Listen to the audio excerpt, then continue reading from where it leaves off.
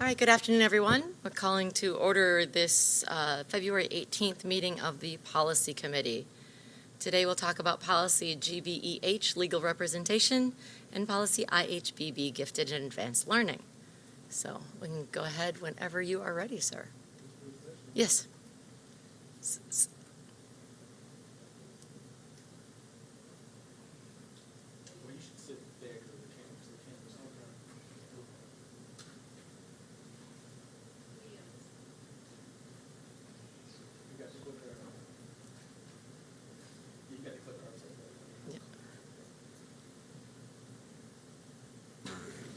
Good afternoon. Can you hear me? Yeah, sort of. Sort of. There we go. How about now? Tamal Banton on behalf of the Office of Legal Counsel. Here today presenting on GBEH and GBEH-RA, legal representation.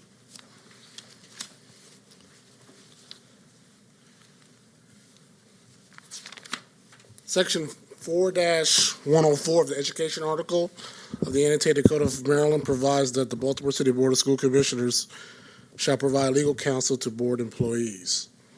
The purpose of this policy is to establish the circumstances upon which legal representation will be furnished by the board to board employees, board members, or any other individuals eligible for legal representation. The Office of Legal Counsel, as you know, provides legal services and manages the legal office on behalf of individual employees, board members, as well as volunteers, particularly in actions related to the scope of employment, within the scope of employment that were committed without malice or gross negligence. That's the legal standard. The legal standard comes from 5-518 of the Annotated Code of Maryland, which is the Wavier of Sovereign Immunity statute relating to the liability of the school board. And so in that particular provision, the Baltimore City School Board, as well as all other local educational agencies, are required to indemnify for the actions of employees, board members, or volunteers for actions committed within the scope of their duties without malice or gross negligence. However, when you look at 4-104, that particular law statute talks about representation, and there's a requirement for the school board to provide legal counsel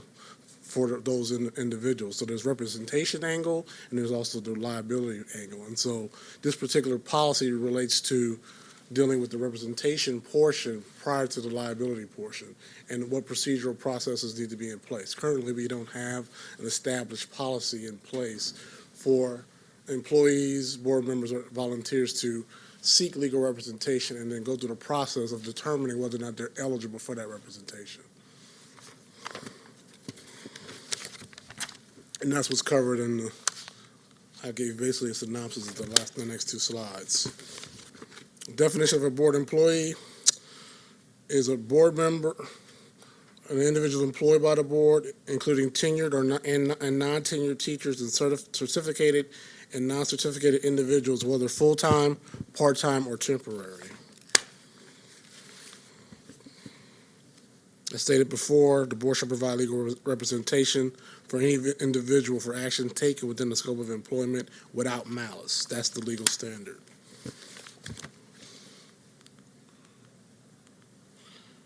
The board may, at its discretion, provide reimbursement for the cost of legal representation provided to a board employee. So in circumstances where an employee is not provided legal representation, that employee could be reimbursed for legal representation if they have it on their own. That's subject to the board's approval, of course. There should be no reimbursement for legal expenses incurred prior to the approval by the board or board's designee. Hold harmless. When the board provides legal representation for a board employee, board member, or volunteer, the board shall save and hold harmless the individual from any judgment, award, or decree in the relative case. However, the board reserves its right to indemnification from a board employee, board member, or volunteer as permitted by law. Cooperation requirement. Board employees, board members, and board volunteers shall cooperate fully and honestly during the course of any investigation, during the legal representation period, and/or during the defense of any lawsuit filed against the board or any board employees, board members, or volunteers. So we also have a component in here for cooperation. Currently, there's no component within our policies that it requires an employee to cooperate with board actions. So sometimes there are occasions where an individual may not be named as a defendant, but the board is named, and so their actions of an employee who's involved, if they're not cooperating, the board can still find itself liable for that employee's actions. That's why that's important.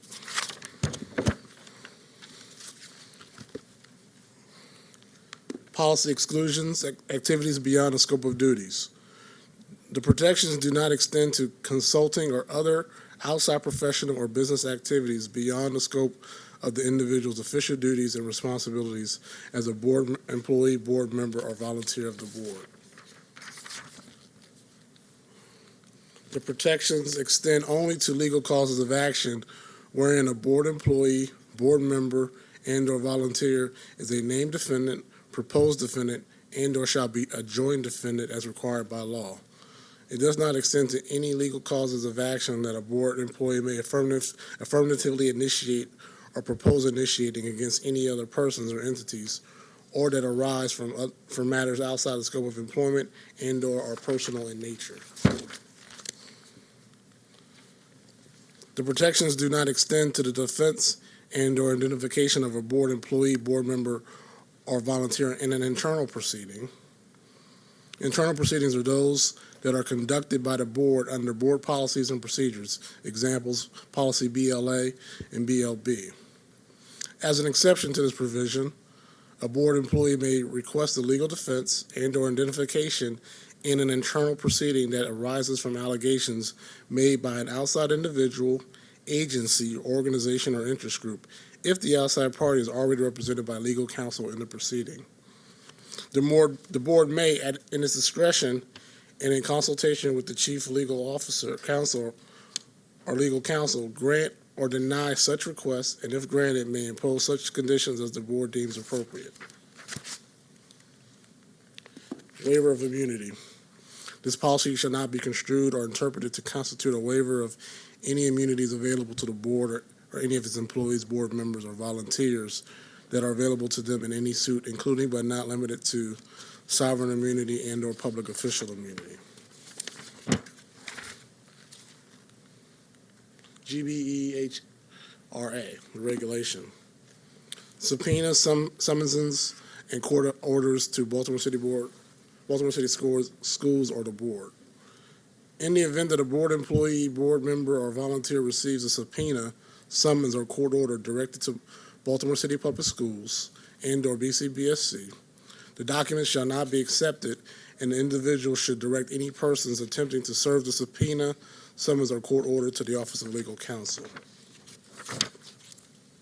In the event that a board employee, board member, or volunteer receives a subpoena, summons, or court order directed to them individually in their capacity as a board employee, board member, or volunteer, they shall notify the Office of Legal Counsel immediately.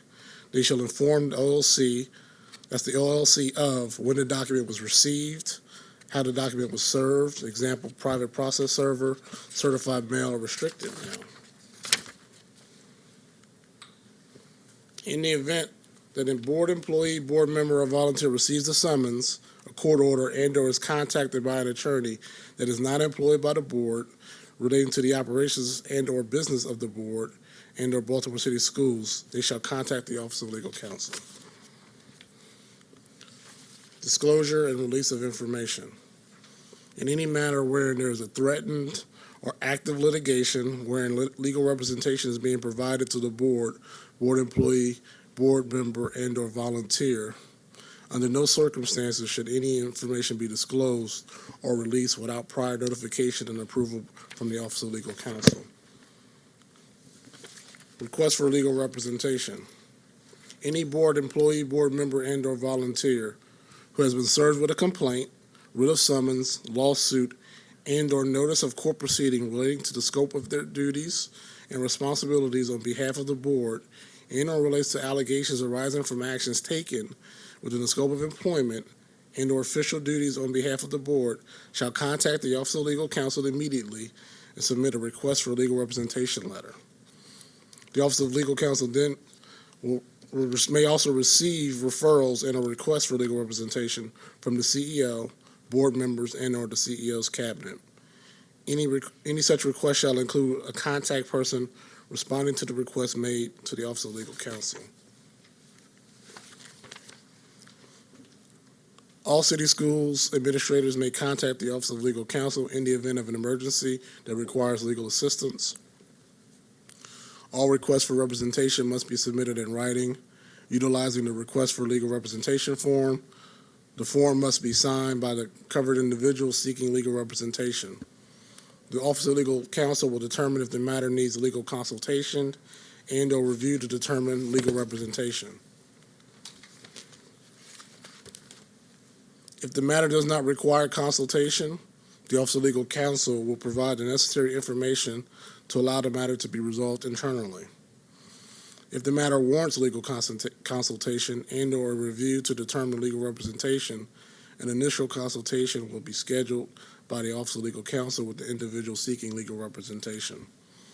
The initial consultation shall be an in-person meeting unless the individual seeking legal representation is not immediately available, and under those circumstances may engage in an initial consultation via telephone.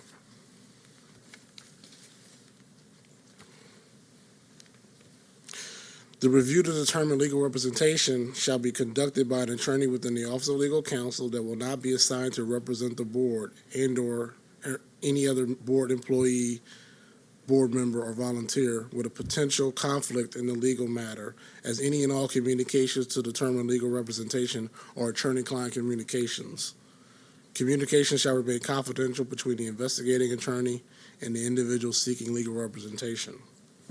Upon completion of the review and conflict of interest check, the reviewing attorney shall submit a written recommendation to the chief legal counsel and/or their designee for a final determination of whether the Office of Legal Counsel will provide legal representation or if private legal counsel will be provided.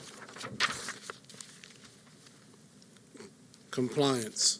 On an annual basis, no later than September 1st, the Office of Legal Counsel shall provide a report to the board detailing the number of legal representation requests received pursuant to this policy.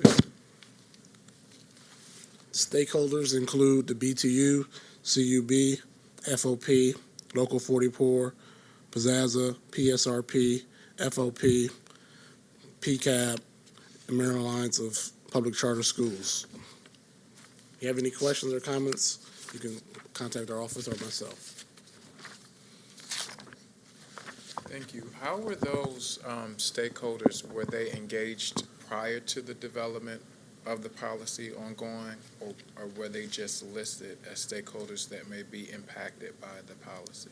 The stakeholders were listed as persons or units that could be impacted by the policy, but there's been no initiation or contact with them prior to this policy creation. Is it a way for us, before it comes for first reader, to make sure that the policy is presented to those stakeholder groups, and perhaps they can provide some feedback also on their perspective as Absolutely. we craft this policy? Yeah, absolutely. I think that's a great idea. That way they can know. And also it'll be good so that employees or persons who are stakeholders will be aware of this procedure and policy, because we have encountered many circumstances where employees or persons affected who would be beneficiaries to this policy have not contacted our office and have responded on their own to their detriment. And I think it will give better buy-in from all of the folks that are involved, so that when we actually approve the policy, they'll understand it, like you said, and they'll get it. Also, how are students impacted by this policy? So are students impacted? Are students provided access to legal counsel representation within the school system? Are they? And then when would they be? Well, based upon the law, the only way you would have a student who would be impacted if they were a board member, a volunteer, or an employee. So in those capacities, that's the only requirement for Baltimore City Board of School Commissioners to provide counsel or representation under those parameters. by law. So if the student is an employee, or if the student is a member of the board, or if a student is a volunteer, then that would be a student who would be impacted or a beneficiary of this policy. That's according to the law. The law. But are there instances, or could we foresee an instance where we would have to represent one of our students? It's, again, if they were working in a capacity, one of those three capacities, it's foreseeable. I mean, if you have a student that's volunteering and they meet the criteria of a volunteer legally, and there was an occurrence or something, an incident, in which case a claimant brought a claim against that student in their capacity as a volunteer for the board, yes, that would apply. Okay. And then in the presentation slide, I had a question, but it looks like it was clarified in the actual policy in the definition of a board employee. Yes. The board members were listed in that definition. I thought it weird for a board member to be considered a board employee also, but in the actual policy definition, it's clarified. So that may have been just an oversight in the actual slide presentation, but it's Sure. fine in the policy. Sure, that's fine. One of the reasons why we probably did that is to clarify, to keep it simple, because when you talk about scope of employment, a board member is really not acting in the scope of Right, employment. you explained that earlier, I remember Yeah. that. And that's another reason why I wanted to Yeah. mention that. But what's in the presentation then is still not consistent Okay. with what is in the policy. So I'm not sure which one you want to present when we Right. come to first reader, but. Sure. It's We'll just- make those adjustments. Yeah, just a thought that I had.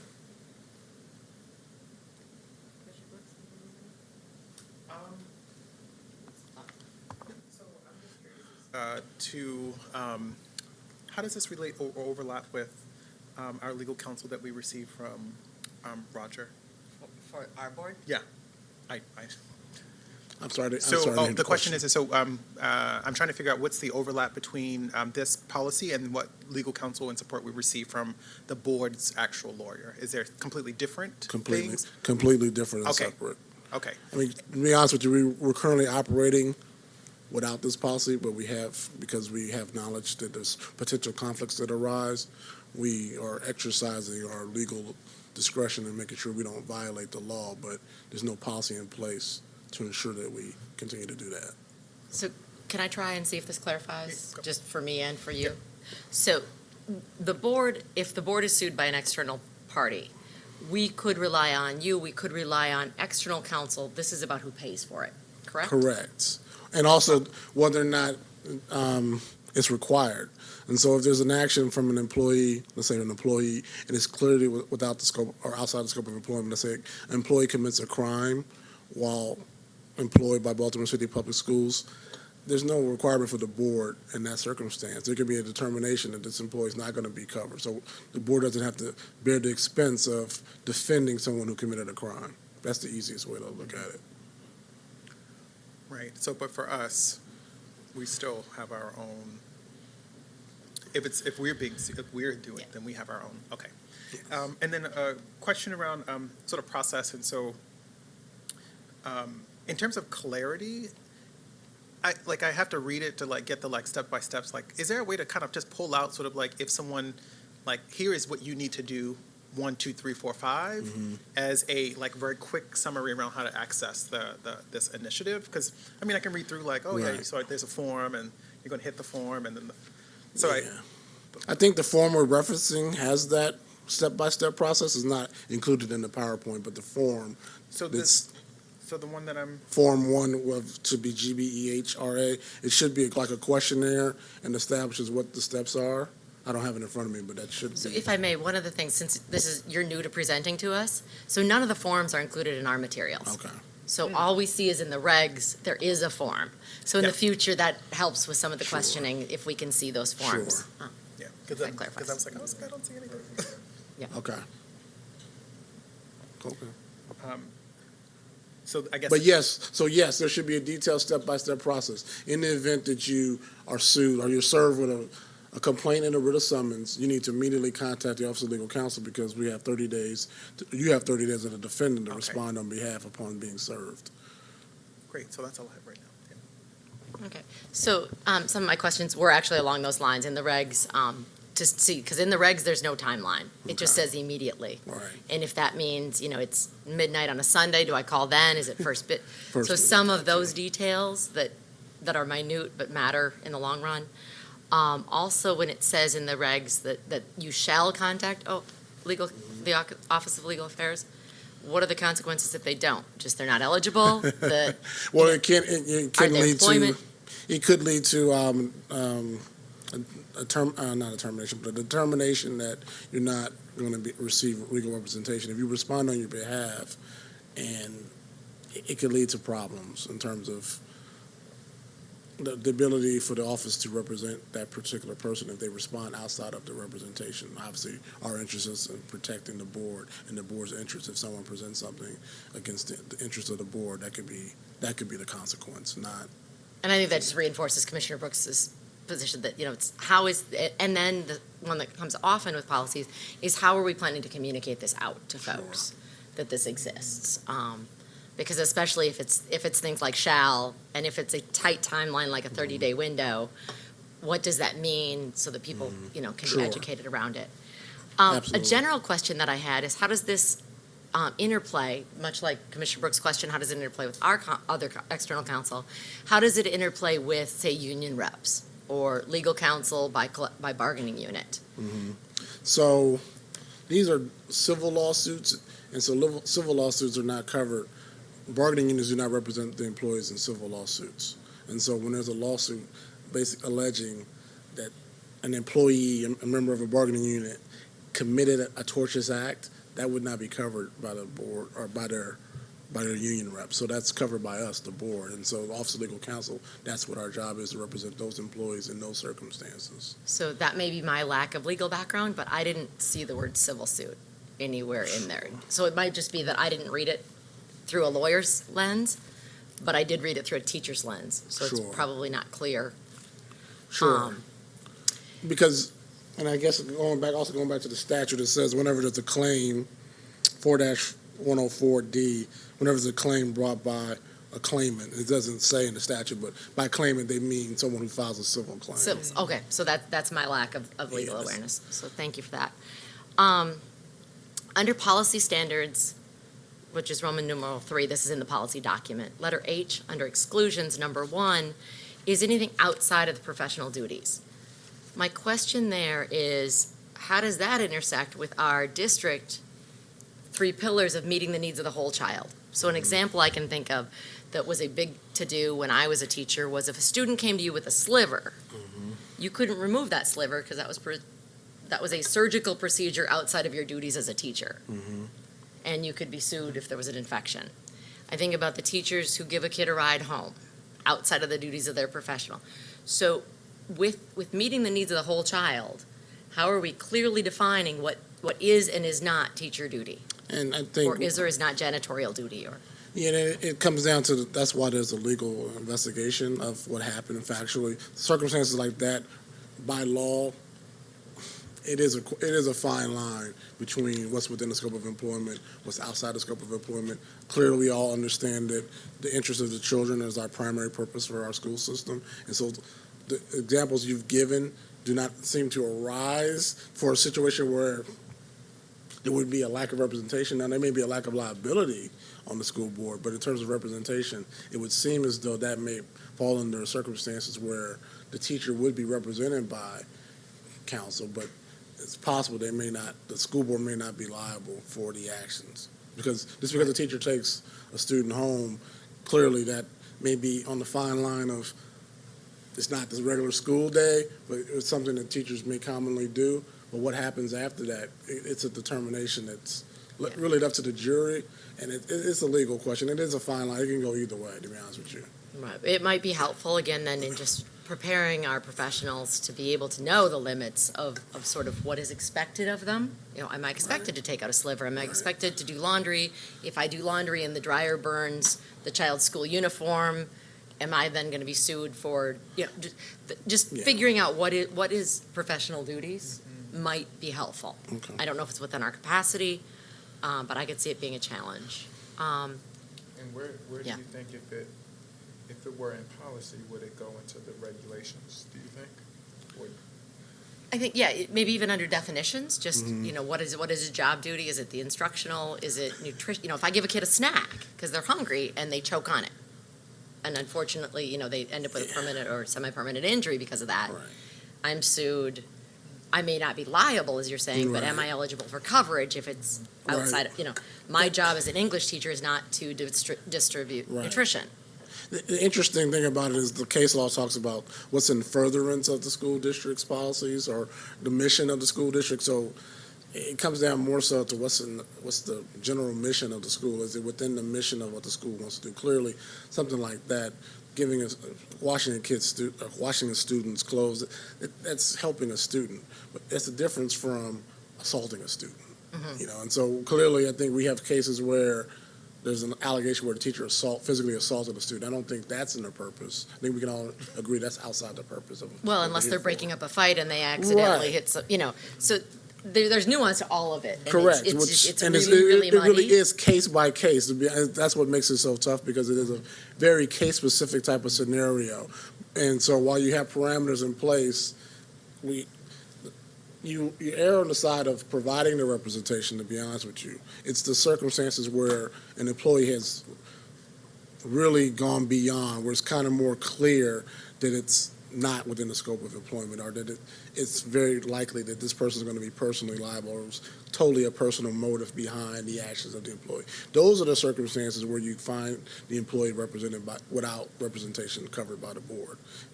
99% of the time, it's some type of coverage, and then we have the reservation of rights where the board has the right to reserve whether or not it's going to pay for what the employee did. But in terms of the representation portion, there's some level of representation provided to that employee because her whole purpose is to provide help and assistance to our students, safety, education, and those things. And so as long as, while it may not be within, again, the confines of a 8 to 3 school day, but that teacher's still performing or that employee's still performing actions for the benefit of students, and that's generally the crux of what happened in that particular case, that would be something that would be represented. Thanks. And then this one is completely out of the scope of work of your office, but maybe an intersection. So with volunteers, do we have training for volunteers that clearly delineates what a volunteer is expected to do or is not allowed to do? That part, And I know that's out of your purview, but it might be a highlight based on this policy. we've encountered that, actually. We have encountered that, and I'm not certain what the protocols is for volunteers in terms of training.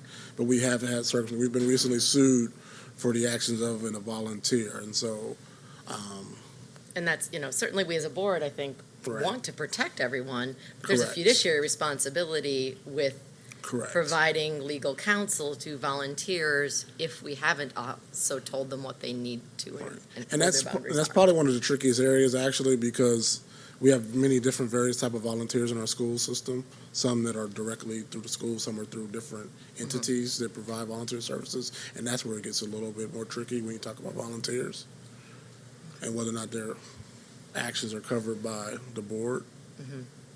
Okay, and I think so.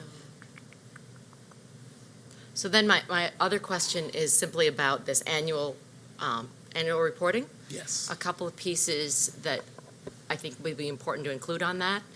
And that's just, how many of these cases are we? What is it costing us? Because this is funds diverted from children. Correct. And then trend data of sort of, what is the kind of person that is being sued as far as, like, is it elementary teachers? Is it mostly contractual workers? Is it mostly volunteers? Is there a building or a geographic area? Can we map some of this so we know, is this happening mostly at high schools? So then we know different interventions we may need to be doing for job descriptions or timelines or volunteers, kind of things there. So just some of those pieces to make the compliance report beyond just a box check, we did it, but can actually help inform us saving some money, Sure. protecting our students, and Sure. making sure workspaces are safe. Anything else?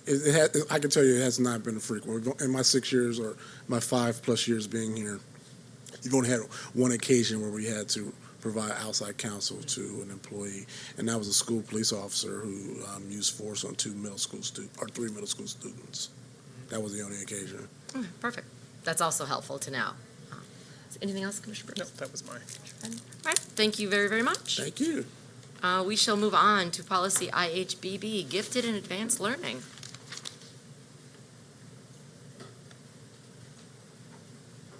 You couldn't convince her to come up with you? No, nobody else coming? No, Dennis will be back in a Oh, second. okay. I thought you were trying to recruit. Nope, I'm good. Good afternoon. I'm going to introduce myself. Dennis, he's joining us right now. Oh. So, my name is Lara Ohanian. I am Director of Differentiated Learning, and as I always point out, it's an ambiguous title. So that, what that actually translates to is that I oversee gifted programming, ESOL, and extended learning in teaching and learning. And I'm Dennis Jutras. I'm the coordinator of gifted and advanced learning for Baltimore City Schools. We're here to present IHBB and IHBBRA, the Gifted and Advanced Learning Policy and Regulation. We're very excited to have been able to write and present this, so we're looking forward to it, actually. Definitely come a long way in my 5 years. Yeah, so we're pretty excited right now. So kudos to you for championing that work. All right. Today, we're here to present the draft policy IHBB and regulations IHBBRA, which will outline the district's values, commitments, and practices related to gifted and advanced learning. It will also codify the recently adopted COMAR 13A0407 and how it's going to impact our practices and protocols in city schools. It does not replace any existing policies or board rules.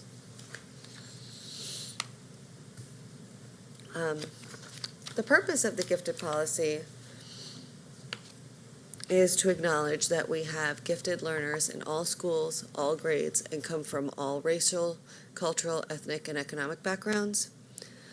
Through this policy, we want to establish formal identification protocols, articulate instructional expectations, really identify purposeful and sustained professional learning, and accept the value of annual reevaluation and reporting. We're committed to the fundamental principles of equity and excellence in developing this policy and its evaluation. Identified. Really what we're looking for is an opportunity to codify everything we have been doing in a way that we can ensure is sustained and really puts an equity lens on the work we're doing as well. Well, turn it over to Dennis. Okay, thank you. So what we have in this presentation are some of the key terms that you find in the policy itself. The policy currently has 16 key terms or definitions that are there. We've been asked to include perhaps a 17th one, and you may also have some suggestions that you'd like to see things included. But the ones we wanted to highlight for this meeting would be the following. So ability, those who've heard the pitch before on the Gifted and Advanced Learning team, we want to lead with ability, not just achievement, because achievement is usually a reflection of opportunity to learn. And students who have not had the opportunity to learn, who don't come from well-resourced communities, don't flag well on achievement measures. By using an ability, which is showing the potential for those that know we've been using the Naglieri for a number of years, we usually identify over 10% of the students that take that test when we assess that in kindergarten, which is not normally the numbers we'd hit if we just went on a pure achievement. We do use achievement, and those would be referenced assessments, and these are assessments that have already been given in the district. That's part of the average teaching and learning, part of the expectations of measured growth. So we're not throwing and discounting that data away. We're using it. We're mining that data on a regular basis. But the achievement piece, obviously, we want to make sure that parents understand in particular the difference between ability and achievement, as well as educators. We frequently get questions about ability versus achievement. Advanced learners is one of 3 tiers of identification. Because this is an alphabetical order, it seems a bit jumbled, so forgive me. But advanced learners is actually the middle of the 3-tiered. These are students whose ability and achievement measures fit in the 80 to 89th percentile range. Actually, if you bear with me, I'll I'll jump ahead for the gifted. I'll go back to the equity index in a second. But gifted is another one of the tiers that we have, and these are students for the ability and achievement pieces hitting the 90th to 99th percentile range. These are students that many of our surrounding regions, surrounding districts, this is much more the typical way that they approach it, but we have gone with a much more layered, nuanced approach. And we'll see that on the talent development key term on the next slide. But I want to go back to equity index. We're putting a lot of emphasis on the fact that we need to be much more equitable. We know that there's a long tradition across this country when it comes to identification of gifted learners. There's no one assessment that catches everyone that we want to catch. So we're holding ourselves as a district accountable that we want to use an equity index, an EI factor of 0.8. Which basically is saying a minimum threshold to determine equitable representation. So if we have a student subpopulation that's 80% in the full population, we'd want to see at least 64% of our students identified also from that subpopulation. It's not getting a pure one-to-one ratio is that elusive goal that everyone wants and seeks. But the equity index, which is basically been put forth by people like Donna Ford, and others that are really champions of equity. We've been working toward that, and quite candidly, we're not there yet. But those who've been watching this journey for 5 years, we're getting closer to that. But we want to put in the policy, we want parents to know that we do care about making sure that we are well represented across every subpopulation of student. Individualized learning plans. So I'm going to actually jump in with a question there because it'll be real easier here than later. So when we talk about that equity index, so say it's that 64% composite piece, and we add that to the 10% identification target, is that by school? Is that district-wide? Is it by grade band? The 10% that is now part of COMAR is across the entire school district. There was early drafts of COMAR that was requiring it by school, and some of that was very problematic. We have a wide portfolio of schools in Baltimore City Schools, and 10% would have been very difficult to do in an equitable way that would make the labeling or identification fair from school to school to school, and then students move from one school to the other. You're gifted here, but you're not gifted there, so it became problematic. So to look at the 10% and the way that COMAR is written, it's across the entire district. COMAR does stipulate that there needs to be a significant number of students identified at each school. What we have unofficially told schools is they should be working towards and thinking, look at 10% as a goal, and looking at the student population that you have identified, how close are you at 10%? Is 10% within the realm? And maybe it's only 6%, but are those 6% representative of your larger school community? And then with the equity index, is that also an equal expectation of a relatively equal distribution district-wide? The EI is really meant for us to own it at the district-wide level, because it's very easy historically. If you looked at our data, you'd see white students are well represented, Asian students are well represented given their population overall, which is national. That's not unique to us. African American students are not well represented. They're not equally represented. They're still just below that equity index piece. So what we're saying is looking at the entire district lens, and then targeted conversations with schools if there's a huge disconnect between who they've identified at the school level. We're hoping that by leading the example at the district level, everyone will understand what equity index actually means and how to apply it. Have you thought about and I hate ranking scores or star scores, but like a GT, like target achievement, so we can classify this group of schools is sort of underperforming in their GT world. This group of schools is doing a decent, solid job as far as this equity index and representation proportionality. That's an excellent question. One of the things that does answer some of that, but not in totality, is the E-Gate process, where we do have schools that go through a vetting process where they basically lay bare all of their data. They do a deep dive into these things. So right now we have 18 of our schools in the district are E-Gate, which means Excellence in Gifted and Talented Education, which conferred upon by MSDE and the Gifted and Talented Advisory Council. So we now have as many as any other district in the state. But we want to continue to move that as a way of self-reflection, much like part of the policy and regulations that we've put forth call for program evaluation, and that's also expected at the school level as well. And those 18 elementary? They're mixed. They're mostly K-8s. There is a 612 configured school in there. Just one, yeah, it's one 612 configured school. And we've recently, if you've been following, we've recently embarked on a very aggressive advanced placement program. So we're hoping to get high schools as part of that conversation piece as well. Yeah, I think we started really as an elementary, middle strategy. Yep. Which, Build. in full transparency, and Yeah. now have shifted to start focusing on secondary now that we feel like we're And basically, place where we yeah, can. and basically taking some of the best practices we learned, like we took away honors in middle grades and we reasserted it and said, here's what it needs to look like. And we did the same thing with high schools, reasserted it so that we can kind of norm the conversation. So part of that's also the normed expectation. What does equity look like? And we're throwing down a very hard number and saying, let's look at this. And if you're not hitting that 0.8 factor, we're not being equitable. How can we at least hit the threshold? We're not going to be satisfied if we hit 64th percentile. But right now, since we're below that, we'll be happy that one moment that we get to 64, but we'll get happier every time we get closer to the 80th percent. Any other Sure. questions on this?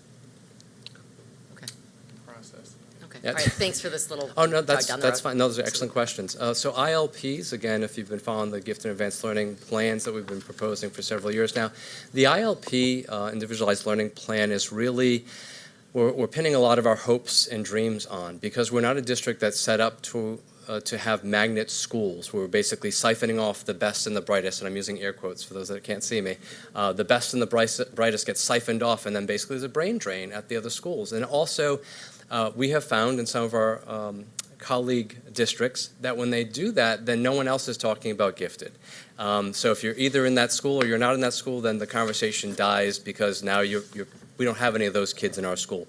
Fortunately, that hasn't been the conversation piece in Baltimore City schools, and part of that's the ILP. This is the compliance piece, and we need to be, I want to be very transparent, very clear. This is the part we have to make work.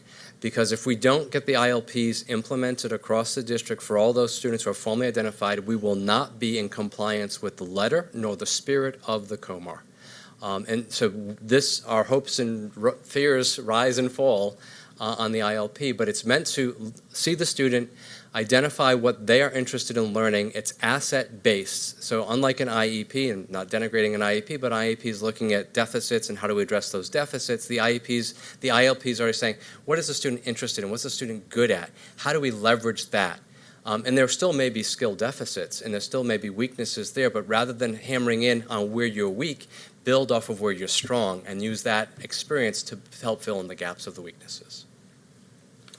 It may be good PD for IEP writing as well. Well, exactly, yeah. And we have a number of students, and this is part also in the policy and the regulations. We are big fans of supporting the work of identifying twice exceptional learners, and that's something I've shared with the board every single year that we've come before, because it's an important population of our students.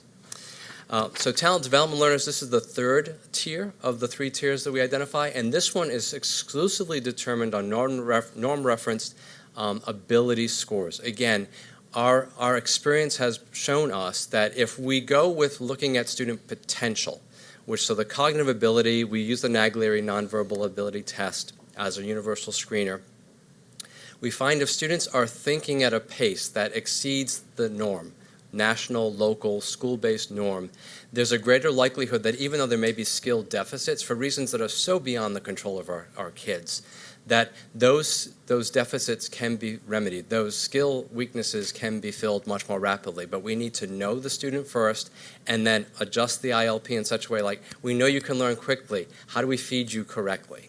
And so the talent development is really putting those kids that would have previously been not identified, and in some of our neighboring districts would not be identified formally at all, putting them on the radar, putting schools on notice, putting the district on notice. These kids are here. They need to be seen. They need to be fed. And then universal screening is part and parcel of that. The district has, I'm very fortunate that I work in a district that has understood the importance of universal screening. COMAR this year for the first time now is requiring every district to do universal screening. We were doing that before that was the requirement. And we've benefited from that. Every year we pick up another 500 to 600 kindergarten age students due to universal screening, who we now can start saying, we see you, we want to feed you. And I think that's an important message that our parents know and that our students know and that our teachers and educators know as well. So the key components of the policy in summation for just the policy piece, and then Laura will take us to the to the regulations piece, is that identification must include a universal pool and must encompass all learners. We have been doing that. That is what COMAR calls for. We have been in compliance with COMAR. We're trying to exceed some of those things. And we're putting in the policy, we want universal screening to begin at least in kindergarten. It's not the end of the process, but the beginning of the process. We've seen from experience that when we wait till second grade, we get half the numbers. Just experience research. So, and brain research has indicated also the fact that kids in poverty in particular, the longer we delay identifying and feeding, those neural pathways might begin to atrophy. People always seem to be a little amused because I seem so frantic all the time, but to me it really is a race against the clock. And so kindergarten has been our sweet spot, and we wanted to put it in the policy. It's that important to us as we drafted this. Instruction, again, we wanted to make sure that our parents understand that we're not going to be pulling your kids out and putting them into a group of kids that's just like them and putting them in magnet schools. And yeah, there may come a time in the future that's the right way to service the kids in the 98th, 99th percentile, but since we have such a wide range, a wide net of gifted and advanced and talent development learners, we want to bring the gifted instruction to the classroom. Because there will always be kids we can't capture on any kind of norm reference assessment, but it doesn't mean we should exclude them from the learning opportunity that comes with M squared, M cubed, Jacob's ladder, the gifted and advanced learning overlays for mathematics and for ELA, and we're building out for science as well. It's about granting exposure to all these students, and hopefully they grow. And if we ever formally identify you, great. If not, still you get exposure. Professional learning, this all rises and falls on the fact that do classroom level instructors, do front office staff, does the administration at a school understand that there are gifted learners in every one of their classrooms, in every school. And I'm happy to report in the 6 years or so that I've been doing this job, I can count on one hand the number of times I've heard an administrator say, I don't have those kids in my school, which is not what you typically would expect. So I'm very pleased to say our schools are getting it. We can be better at it, but there isn't that natural reluctance to acknowledge the fact that, yeah, these kids do exist. And then program evaluation, which I mentioned earlier, is a key essential part. It's part of what is stipulated in COMAR. It does require that every district go through a peer review process every 3 years, but we also sit in a peer review process. We just did Baltimore County. We're actually being peer reviewed in April. We volunteered ourselves to be peer reviewed because we want the feedback now, because whatever advice they give us, it's going to take us several years. And so while we don't get peer reviewed annually, we want to report to the board and to the public every year where we are on the progress towards making those recommendations and implementing those changes. All right. So now I will talk about the purpose and key components of the regulation. It establishes the procedures for formal identification of gifted, advanced, and talent development learners that Dennis described in the definitions. It details the instructional expectations and opportunities for our learners. It explains school-level and district-level responsibilities, and that how we make sure school staff are current on best practices related to identifying, instructing, and meeting the needs of our gifted, advanced, and talent development learners. It lays out the timetable and elements of the annual and public program evaluation, which we consider a really important part of this. And it also authorizes and identifies the components in the creation of a gifted and advanced learning implementation plan that will be housed on the district website. That will be a much more family-friendly version and a lot more details than you see there, even in the policy and regulation. And they will really just mirror what we've been putting in practice for 6 years. So this isn't stuff out of the blue. This is basically writing and codifying that which we've done, and there's evidence to show that it's been done correctly and is the right course of action. So then finally, we provided all stakeholders a copy of this, the policy with a month to review. We've offered all of the engagement partners and other partners the opportunity for an in-person Q&A and presentation. And as we have updated versions of regulations and policies, we'll be providing it to these same stakeholder groups, so I'll go through the groups. We've provided it to parents. We have, I think, hundreds of parents that are a part of our listserv, so we've shared it. GAL leads and teachers, and we've asked them very specifically to share it directly with students and families. in session. We've shared it with school principals, our AP teachers, district and state leadership it's been shared with. We've shared it with community partners that work very closely with us, including the Center for Talented Youth and Ingenuity. Local school system leads, including Anne Arundel, Baltimore County, Calvert, Frederick, Hartford, Howard, and Prince George's to get their expertise and feedback. And a variety of engagement partners, so PCAB, CCAC, the Executive Board of Charters and Operator School Advisory Board, BTU, Pizzazza, ASCBC, Baltimore Movement, and RANK, File Educators Be More, and Baltimore Intersect. But we're open to sharing it with more, and we're happy to provide additional information. We think the feedback will make it, so this version already has incorporated feedback from some of these organizations, and each version will, as we open it up, will have additional feedback. Thank you. I'm curious to know what the student feedback has been on this. The student feedback to date has been extremely limited. We've given it to students directly. We've given it to school GAL liaisons to do so. I've had a few principals assure me at the high school level that it's been given to students with my direct email to correspond back with. To date, I think one student has responded back with a specific type of feedback. But we have tried to reach out as most directly as possible to students. When we have opportunities, we do have we've had quarterly get-to-know gifted nights, so we have a chance to talk to parents. Many of the students that attend those tend to be like second and third grade students, so we're open to the conversations, but I don't know that they have actually read through the policies or the regulation pieces. We're open to any other direct contact for students, but we've been as transparent as physically possible because we want student feedback because this is about them. I would also, I'm sorry. Oh, okay. Is it okay if I add to that? Absolutely. Yeah, not that, I don't know if this sort of, we're hoping for even more feedback. We're very open to it.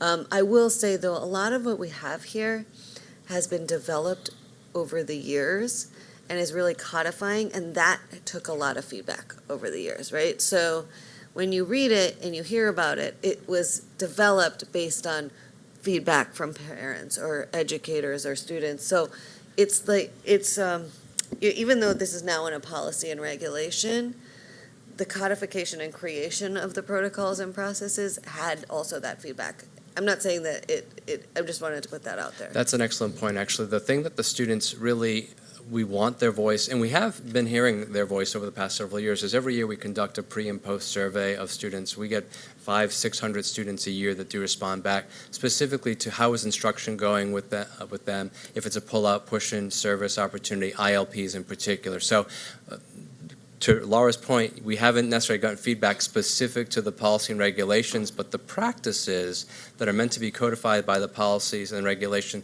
we have been receiving feedback now for several years. So that is what I would be more interested in Sure. in relationship to this. Perhaps it could be a lot before first reader, but that qualitative information that you're talking about from the students, that the post at the end of maybe a school year, you give them a survey and you ask them what are their experiences in regards to gifted and advanced learning. If that could go in an appendix, I think that could be Sure. helpful. Yeah. Because I understand, kind of to Dr. Brooks's point earlier, this would be a lot for a student to kind of go through and like, you want my input on the policy? And like, Yeah. I have trouble getting adults to read it, yeah. Yeah, that could be a lot. And if it could, and this could be extra to do now, but like maybe some key points and areas that Sure, no, actually we should have be it. on the Yeah. radar for Yeah. students, and they may have a questionnaire that go to the GAL site leads or coordinators. I don't know how it is, but I think that's secondary in comparison to the information that probably comes through teaching and learning at some point, but I don't remember. Yeah. But to see what That's the okay. students, how they're responding to all of the Yep. work that's been happening over the Yeah, past we, several we years. I actually, think we, that we would have be been surveying, I'm helpful. going to turn to our ed specialist, Ray Limer, so I don't make a misstatement. 3 years? 3 years of student survey data pre and post, and parent pre and post survey data, and teacher pre and post survey data, which we do include in the appendix of the Gifted and Advanced Learning Teaching and Learning Committee updates, but we glean a lot of the stuff out of that. But yes, that's certainly something that we could include in the future appendix of this. I mean, we've gotten feedback on things like the ILP and how much it means to them to have that specific, we've gotten feedback from families. Once we, when a student prior to identification, you might have a difficult student in your classroom, and you see them as a difficult student. As soon as we identify them as talent development and high ability, all of a sudden they're curious, right? And, highly able. And it unfortunately, that mindset does change that student's experience, and you can hear some of that come out in the parent surveys, the teacher, and the student. So we are happy. Yeah. We have some summaries of that already, that were already board sized, but we can put some of that in the appendix. Yeah. That is no And- problem. Absolutely. And Laura, to that, and now I'm going to be the technical teacher, right? Okay, all right, I'm And ready. it may not necessarily be in complete alignment to the policy, but kind of it does. If we establish these guidelines in policy, right, for the requirements for percent averages that students have to, whatever, our teachers going to have the capacity to make sure that they, number one, are able to, just as you said, perhaps identify trends to help identify students for potential assessment for gifted and advanced learning. How do they differentiate? What does the universal design for learning look like in regards to it? What I wanted to go back to was a definition for differentiation that we have listed in the policy. That's good, because we had a lot of debate about that. I know. We had some, And I'm sure you talked discussion about on it. But that when it says modifying curriculum and instruction according to content, process, and/or product at an advanced level, that is what strikes me. Because when we think of differentiation, I think, should it just be what we generally believe? Differentiate. You've had the talk already. I told you so. Or are we going to? Can you talk to me about it so I can stop? So I- I would like to say No, something, I because got you it made the first. face first. I think we had a lot of discussion about, are we going to give the most robust definition of differentiation, or are we going to focus this definition to align to this policy and regulation? We landed on focusing it, and we agreed on that, to be honest with you, because we felt like there was a lot more we could do, that we could spend a lot more time on it. I felt like we could have an entire differentiation. As director of differentiation, I should probably have a differentiation policy, but regulation, but like one thing at a time, right? So, but we deliberately identified it in that way, just because, product, process, there's lots of different components. What we did was look at the research on gifted and tried to pull out the components that we knew were the highest leverage related to gifted, advanced, and talent development learners and define it according to that. We are happy to revisit that if you felt like that was something. No, I don't think that. It was literally. Some of us are happier than others to revisit that, but no, that was the exchange that we had, is how robust, and we settled on the notion that since it's within the gifted policy, we wanted to have the gifted lens, the spin on differentiation. You're 100% correct. We would never offer that as a universal differentiation, but within the body of a gifted policy, we try to go with the more focused piece. But we probably should have a differentiation policy. But anyway, that's not my wheelhouse. You actually caught, it was a really good question, because we spent a lot of time on that. I thought about it earlier, but also in being consistent with the other policies, I think about policies around special education and things like that. Just so I get what you're saying and I understand, but it just raised the flag for me when I see the word differentiation. Even the special educators in my building are swaying away from using that and focusing more on the universal design for learning.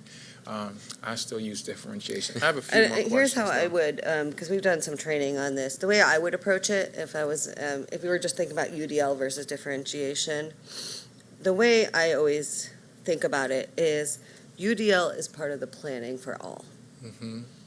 Differentiation comes after we have data I love it. on the student, Absolutely. right? Mm-hmm. So differentiation is really about that student and differentiating, or that group of students. Mm-hmm.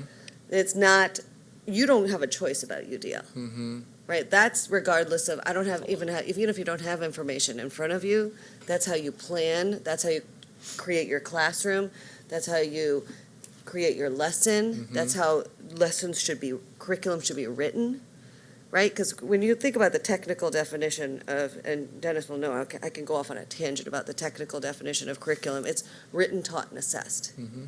right? UDL is intended to hit all those components. Differentiation really comes in around the instruction and when you have data on the student. Sure. That's how I would Mm-hmm. respond to them if you, And I'm so happy that you're sitting here to give that. It just makes me feel great to know that we have this type of staff, the greatness of the staff that we have. oh, they're so sweet. A few more things, if I may. Yeah, can I just add one on that one? Sure. So just on that, because we got that explanation, Mhm. and someone could easily go through and grab all the definitions out of policy and say, this is what Baltimore City means. Maybe just a preamble phrase of specific to this policy. Yeah, great idea. Differentiation mean. Just so somebody doesn't use it against us in a different. I love that Absolutely. idea. That solves it. So K through 8 advanced programming is, if I'm right, it's only offered for language arts, math, science, and social studies? Because those are the courses that we know, at least in theory, are being taught on a regular basis, and so therefore it's embedded in there. We certainly would, and we have in individualized learning plans, included arts and in other subject areas as appropriate for those students. We try to, as much as possible, make the project, whether that be a long-term project-based learning or problem-based learning opportunity, to be as cross-curricular as possible, including many times we definitely want to include arts, performing and fine arts, because we know students want to do that, and we try to incorporate that as much as possible. But we're not opposed to having that expand beyond. We just had to kind of work within the field of play that we were given. I The think, arts, and I think about physical education. I think of, Yeah. other content areas too, but I'm really just talking through them, if that's fine. Oh, yeah. In the purpose for the policy document, and you all referenced it, and it's also in slide 3 of the presentation. It says that learners are found in all schools, in all grades, and come from all racial, cultural, ethnic, and economic groups. Do you think that could be limiting still? That's actually word for word from the COMAR. From Comar? Yep. I just So- think that there could be groups that we miss talking about I get that it's from Comar, but could there be something even more broad that hits all of them? Could it be that we just leave it that they're found in all schools and in all grades? Do we have to specify? I know what Comar says, but it was just a thought that I had earlier. Like, would that be limiting or limiting to certain other groups that may be represented? And so we're identifying just these 4 big, broad. I think, well, I can speak to what our intention was by obviously leveraging the exact language in COMAR, was to say, basically, it should be almost read like at minimum. When we say all, we're talking about these at minimum, because this is certainly part of what COMAR said. And as someone who sat on that committee who helped to redraft COMAR, I know the back and forth we went on as to, like, how many do you include, who do you exclude, and then the fine lines between certain terms and what it means today, and will it mean the same thing 3 years from now? It shouldn't be read, but we'll re-examine how it comes across, but it should never be read to the exclusion of anyone. We do, I mean, as cliche as it is, all means all. We just leverage the exact language of COMAR just to be as in sync with COMAR as we possibly could in our policy, since we've never had a Honestly, policy. I honestly struggled with it too, and what I landed on, and again, feel free to push us on, is the fact that cultural could be a lot larger, that group. And so a lot of the things I was thinking about, like religious or gender, or all the things that we might want to include, might fall under culture. I know, we were struggling with it too. If you have recommendations around the language, we are open to it. Yeah, We I was want to gonna say, make if it you have as some suggestions on inclusive that, as yeah. possible. It was just a thought Maybe that I had. each and Absolutely. every, I mean, I remember when we wrote the curriculum policy, one of the things you had recommended and we had changed was each and every or something. The one that I would say you might want to consider and think more on is native language or linguistic diversity, because that's going to also impact identification. That's going to impact cycles of identification, Yep. opportunities for newcomers. So that's going to have more through line back into the entire policy. You know, you guys should, I'm sure you've read it, but in the policy, and I will, that's very important to me, so I'll definitely take that piece of advice. But in the policy, Dennis, do you remember where it was, where we said the areas that we're going to consider in identification? We do spell out further in policy and regulations. We do talk about ELs in particular, because we also talk about Homeless. homeless students. Right, but I'm sorry, go ahead. No, in the So, purpose, like- you're right, we didn't articulate Right, and that, but we're going to identify everyone in kindergarten or within 6 months of them arriving in school. So that's what I'm talking about reverse Oh, impact that's a bigger for one. all the way through. That's interesting. So, and I don't know what that timeline is or what best practices are on that, but Yeah. we would actually like to add that in I there. would love to. I mean, we're screening, in our multilingual enrollment and support center, we're starting that process. We're Ray's we're taking notes phasing on that, everything so in, we would certainly be Let us go very back and open see. to talking about upon entry into Baltimore City Schools. We would love to add that. I mean, we piece saw in a there as well. 29% increase in the EL population just this year, so it's a huge ask. And, But and we do know, using the Naglieri, we are well represented Oh, this in is our EL interesting. population. Our Hispanic youth in particular are well represented, so they're above that 0.8 factor. yeah, Right now, the ones we still have to push for our African American learners, our African American students are still below that equity index, but our EL, our Hispanic youth in particular, because they get tracked separately, they have a different ethnicity code, they're well represented. yeah, and so that great work of your department should also be seen as like, hey, we're already exceeding this policy, but if that's not in the policy, then we Yep. can't hold yeah, that yeah, up no, as, that's interesting. as a giant win. Yeah, I think, Commissioner Fed, back to you, sorry. I just wish I could find the part where we had laid out the things we're considering for, and this might help you guys think through if you have specific recommendations around the language. Oh, if you go to page 2 of 8 of the regulation and you look at 4A, that might says, city schools takes into consideration other factors that may account for students falling just below a given threshold. Commonly considered factors include homelessness, special education identification, trauma, poverty, EL status. So that might inform some of that other group's conversation, and if you can think of, if that impacts any recommendations you might have around language, we're open to it.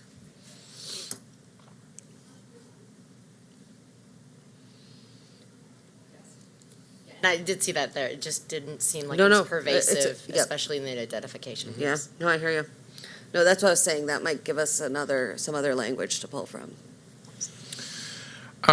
In the policy or in the regulation, should we, I did not see anything that, correct me if I'm wrong, about an appeal process. So if, is it there? Yeah, in the regulations, there's a reference to an appeals process, because actually we're required by COMAR to indicate that.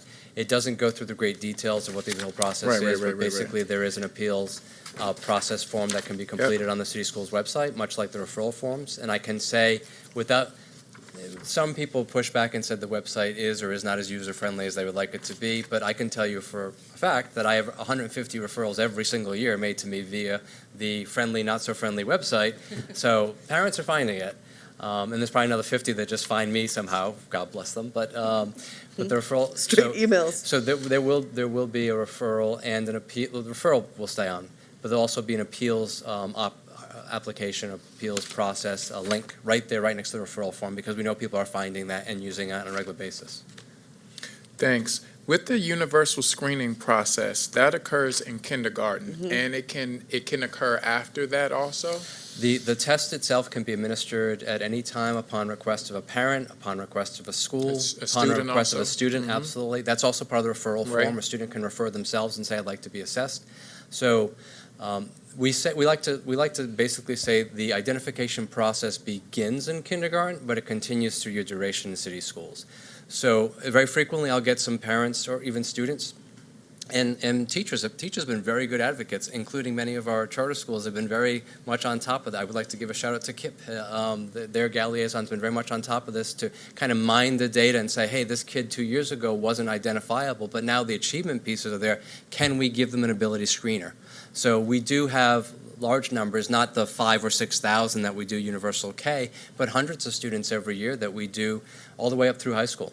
But I think I appreciate that. I think we're on to something also with the presentation that we received last week or 2 weeks ago about pre-K and kindergarten readiness. I think that it's important, if we're strengthening those programs, to do that screening earlier on so that we can really start to see some more significant gains That's huge. throughout the course of those formative years. I think it's great. We usually also get a handful of pre-K referrals every year on top of those parents that want to do a whole grade acceleration, which acceleration is also permitted and allowed and recommended for some students under the regulations section as well. But we again, from pre-K all the way up through 11th grade. Usually 12th grade doesn't really, it's not practice. I mean, we'll happily test, but I don't know to what ends, because at that point, you're really not much left that can be differentiated. Per se. Hopefully, we've enrolled you in dual enrollment opportunities that make sense for you and AP opportunities, but an ILP could certainly be written. So my suggestion around that is to consider, and especially in light of Kerwin and the possibility of expanding pre-K, rather than use policy language in kindergarten, but say by kindergarten or by the end of kindergarten. So that we have the option, should we want to back map and start identifying 3-year-olds and 4-year-olds as our pre-K programs increase. So just something to think about. Yeah, the only thing that I would offer as a thinking response to that is that even by pushing it to kindergarten, we've had a lot of people that initially were reluctant because of the manual dexterity and the responsiveness of students in kindergarten. We've been able to disprove that largely it's working at that level, but there are always those outliers of students. So certainly open to the pre-K, and we'll definitely think about how we can word that so it's much more, people understand the fact that it could be even earlier. And I'm not saying we should necessarily do it as practice, No. but if we have language so that we can or should be able to, Yeah. Yeah. and that if we identify a child in pre-K, say as a 3-year-old, we don't necessarily have to take the time to rescreen them as a kindergarten. Oh, we don't. Oh, no, yeah. We don't. But if it says in kindergarten, Yeah. then we would have to. Because we also have in policy or probably the regulations, we state the fact that once a student has been identified, that doesn't come off. But if the language in the policy is that they'll be tested in kindergarten, then we would have to test them again. Yeah, So that's why I'm just trying to help We'll with take it. Yep. Good flexibility question. on that one. Yep, that's a good point. But policy standard 3.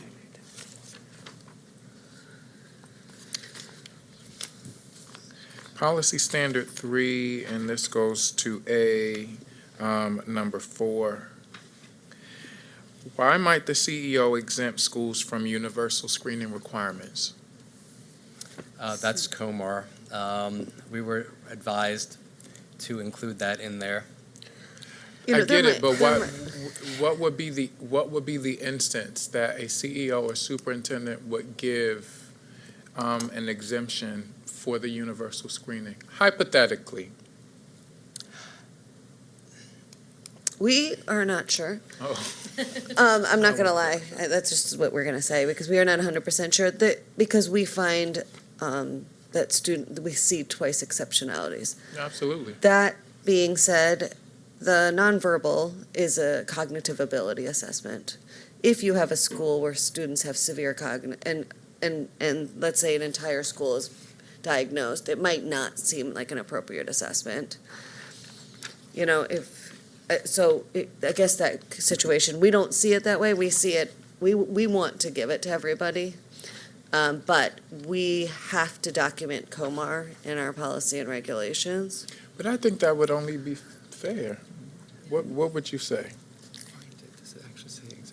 I mean, yeah, the only place that I could see it was if you had an entire class that was non-speaking and non-ambulatory. So if I can't move my hand to make a tangram, but it would seem like that's such an infrequent thing that, Was Like- it for like with universal approval of the screening, or board. was it for identification? Because you're right, for universal screening, none of the schools would really, we would basically expect universal screening to take Right. place.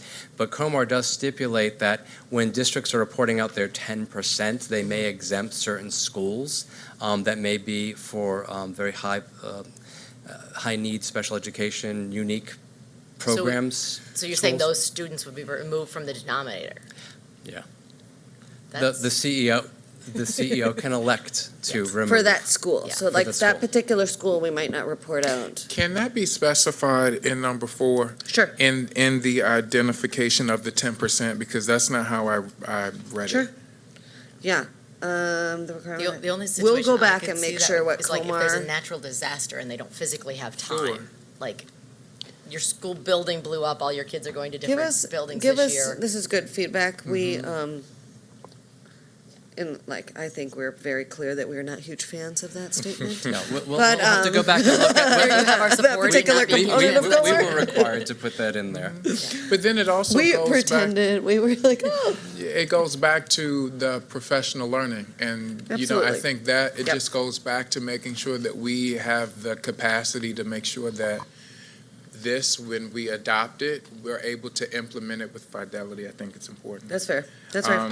We'll go back and read everything And and so make sure we to can. that, I think that there has to, and this might not be for policy, but just in theory and overall practice, there has to be more focus on the professional learning for gifted and advanced, and especially the twice exceptional student. And how do we differentiate? How do we differentiate? How do we plan lessons and create robust learning opportunities for all of these students? I don't think that a lot of our teachers, and I'm finding it as a teacher within school buildings, it's like teachers also don't have the ability to teach reading and writing, even though they get these credits that they have to be recertified. That does not give them the practice. I think this is very important and it's an important moment for us to actually think about doing this the right way. So yes, we can have the policy, but thinking ahead and moving forward, how are we building the internal capacity of our instructional leaders to make sure that all of our students are able to learn and achieve at high levels? That's just a flag. It's not something that we necessarily have to put in regulation or policy, but it's just something that I just want to put out there. And just so you Because know, it was very brief in the policy. Yes, we will have professional learning. That is there. I get that, but And that that's really also has something we can make sure is clear in the plan too. Yeah, That we that's- articulated in the regulation. there are One pages less. that are not presented to you because we had to go with brevity, but we And definitely would. included in the compliance report. How many teachers are Yes. participating in professional learning? Perhaps where are they? Yeah, that and would be actually, great. part of the annual reporting out, we do call it the fact professional learning expectations would be, so we need to bring that back and say, these many participated in face-to-face, these many participated in distance learning, this many, 200 went to the MEGS conference last year. So some of the things we've been bubbling up for the teaching and learning subcommittee every year, but we want to have it much more embedded as, like, this is non-negotiable, this has to be reported out, we have to get better. We can make sure that it's clear. We say professional learning expectations in the implementation plan. Maybe we can say expectations and opportunities or something, so that it's a little. I appreciate that. We're and- on it. Yep, And I just got it. don't, I don't want to take up too much more time. But in the regulations,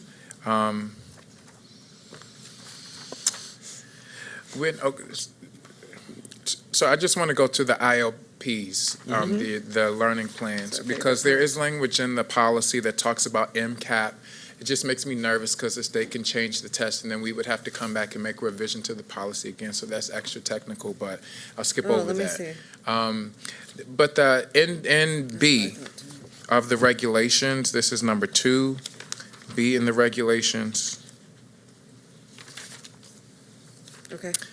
Let me get there.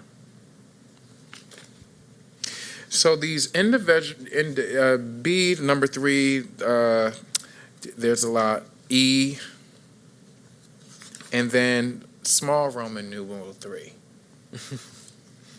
It says the ILPs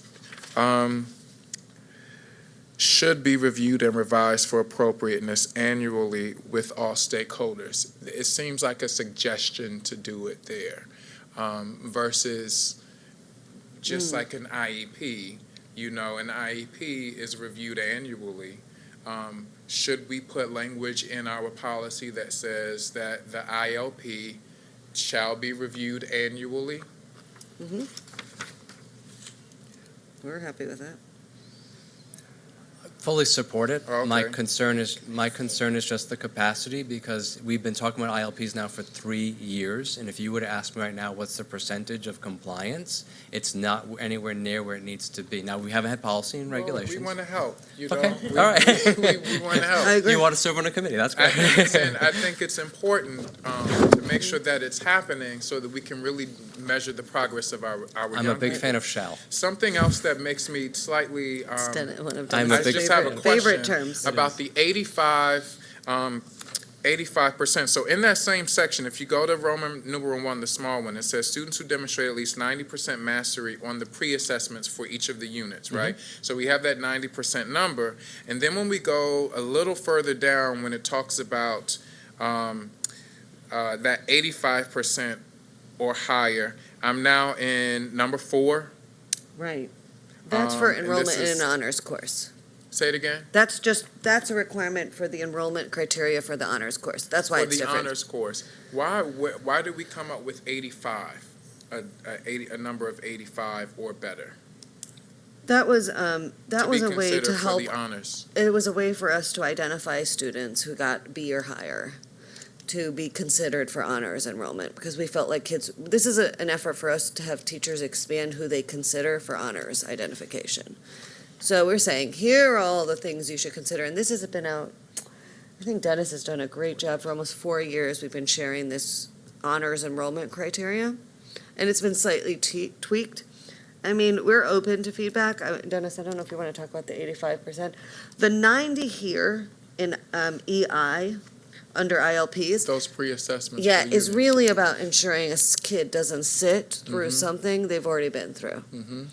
The 85 is about expanding the breadth of kids who will be entering into an honors course where they're going to learn all the information. But we're saying it doesn't have to be your A students. It doesn't have to be the kids who were previously in the honors. It doesn't, this is about us trying to open up the sort of the net of students who you should consider. So there are some districts around the country, especially in the Council of Great City Schools districts, who have gone to a 0 requirement. If you want to sign up for an AP class, sign up for an AP class. If you can handle it, you stay. If you can't, then you move. So what would be the barriers to us just saying, if you'd like to sign up for an honors class, sign up? It does say in E, in make all sure we're not missing students who are, so student interest. Technically, our guidance has always included any student that wants to be in the course. These directions were written at the behest of principals that wanted some guidance as to who they should be looking for to even offer honors courses in the first place. And so it starts at the very top of, like, Update this. as far as a no-brainer goes, like if a student's been identified as gifted, then we need to create honors pathways and AP pathways. If you've got students that are getting solid A's and B's, they should be invited. You've got kids that don't get A's and B's for reasons well beyond, but they're testing particularly well, they should be invited in. But ultimately, if a student wants to be in, they are welcomed to not apply to be in, but they can basically say, I want to take the course. And is that in this policy? I don't think Clearly. it's clear. It's in the guidance that I write, but I'm going to have to go back and look at it because it looks like maybe something was stricken from here. Yeah. I'm not looking at Laura for that because it wasn't her. Never. But in the guidance that I have given to schools for several years now, including AP for high school, bottom line, it has basically said, ultimately, if a student It was wants to be, I know, if a student wants to be in the course, they get to be in the course, provided there's We'll some update it, capacity. is what it comes down to. That'd be great. Okay, Thank no you. problem. Done. No, but we support that open access 100%. Yeah, that's why, to Dennis's point, all the materials we use in pre-K 5 are designed for a heterogeneous classroom, and that's why we've documented that. here, is that we want materials that are used heterogeneously so that we can expand that umbrella and opportunity for as many students as possible. And just to wrap that conversation up, I remember being in high school and asking to be in AP language, and my principal said, sure, and it wasn't let me see your grades from last year. Yeah. And That's it great. was just, and I think it actually better prepared me for college. Oh, yeah. I didn't do as well on the AP exam my first year. The next year, I did get a 4 in that exam. When I taught AP, I had students that were not recommended by anyone. They came and they wanted to take the course, and they got in because I got to decide based on the fact that you want to take the course. You know what the coursework's going to be. They're fine. They may have gotten 3s or 4s or 5s. They may not have, but those kids were present. I mean, mentally present every single day.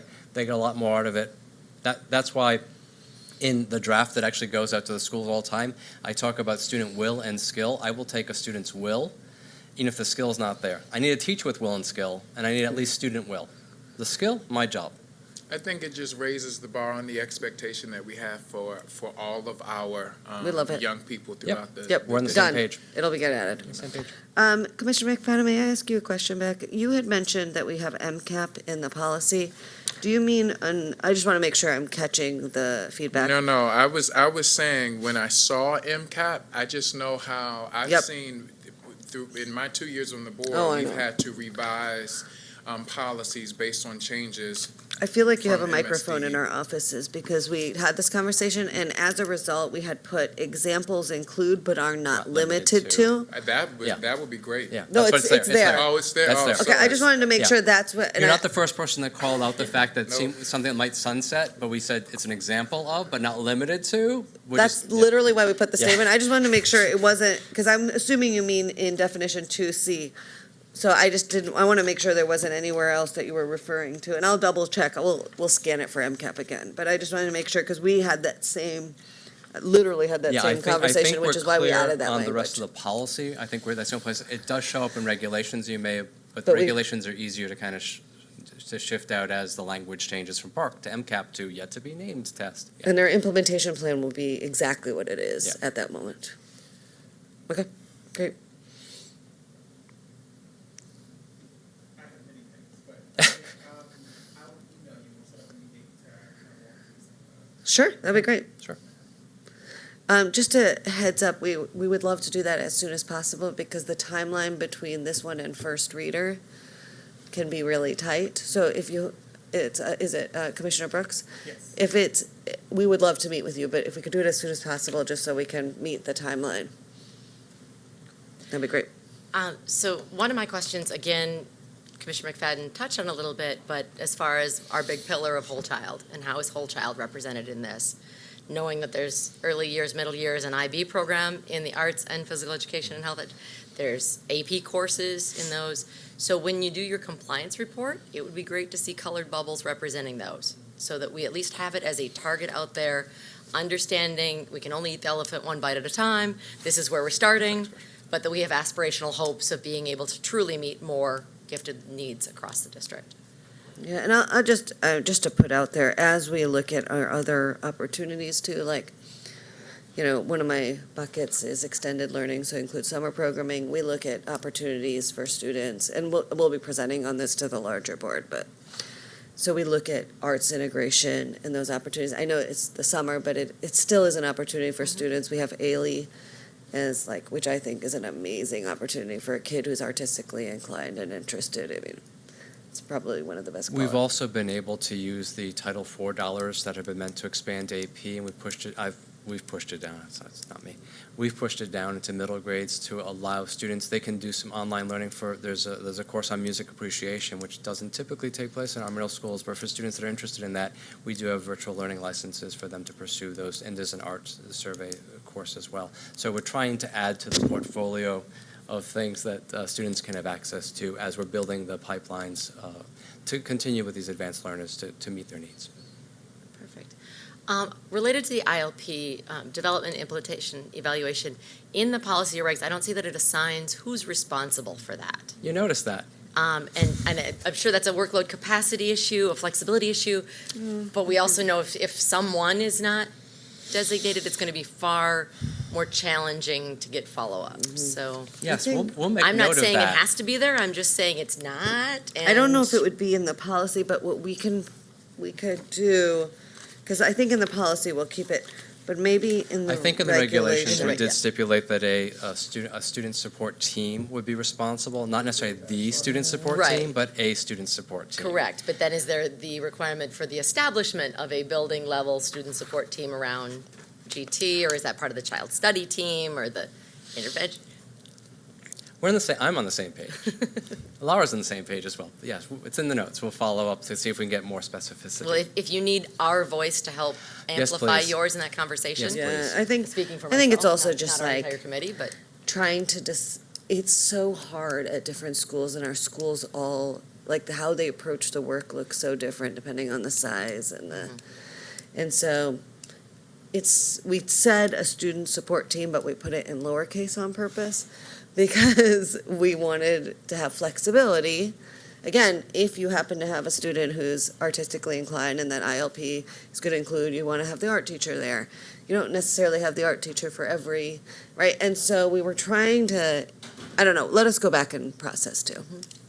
But if you I don't would mind. personally welcome board support in getting more specificity laid out, because if we're not as specific as we possibly can be, it's not going to happen to the level it should be.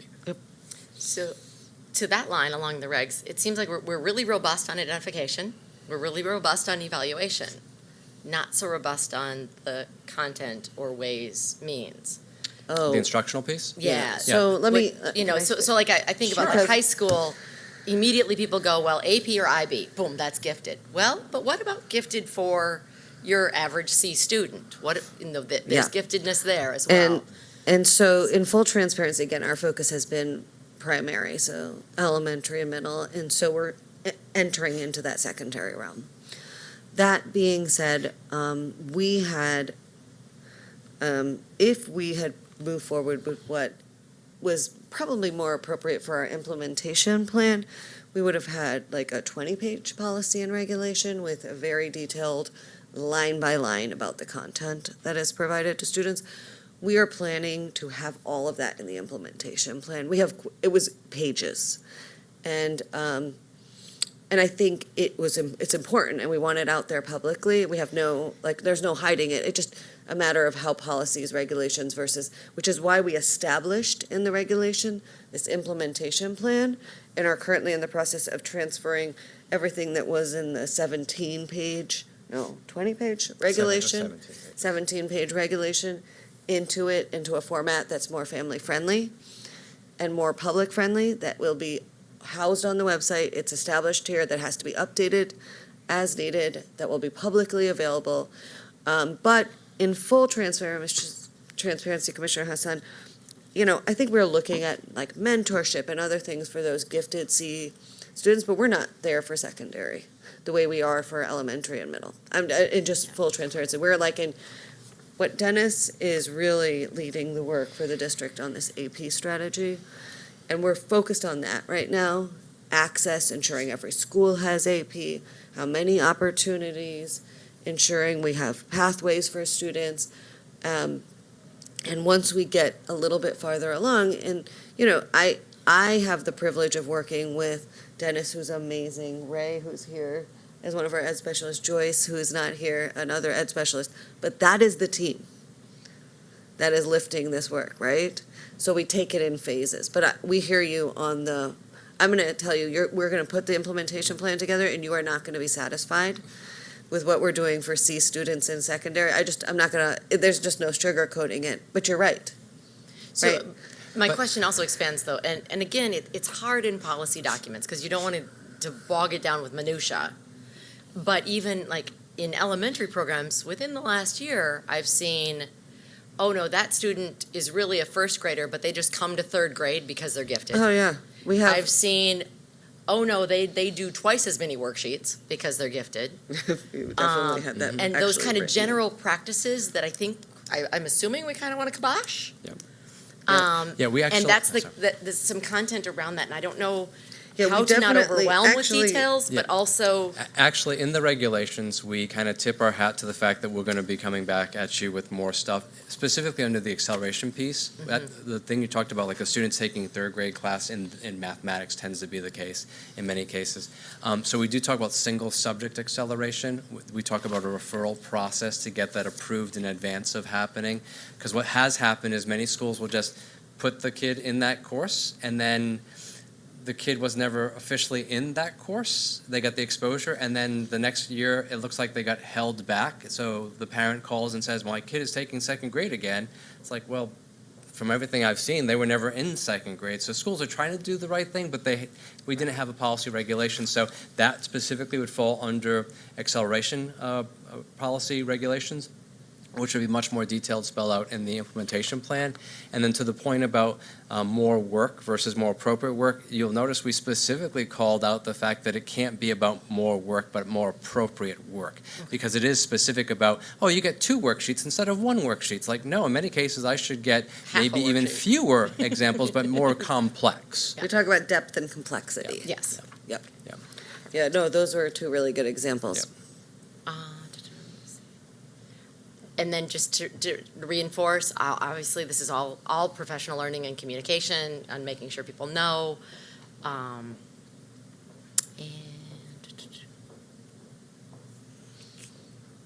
yeah, I think that was all of mine. Okay. So, anything else that's percolated up from you that you want to have addressed now, or are you still good with? I'm not sure if my questions are specific to this particular policy, more along the lines of process. And Okay. so what I'm interested in, because I'm new, is sort of like, Dr. Brooks, you're not new. But you're not old. You're just right. as someone who's just getting, I've only seen one presentation about this. Sure. And I actually not even a full presentation. I think it was an acknowledgement of how important the program was. That's all I've gotten from Sure. the gifted and learning side. So I think my stuff is around social context. Are there differences between Judy Center students versus and tracking versus other students that are coming in? Like, how do you begin to identify those dynamics?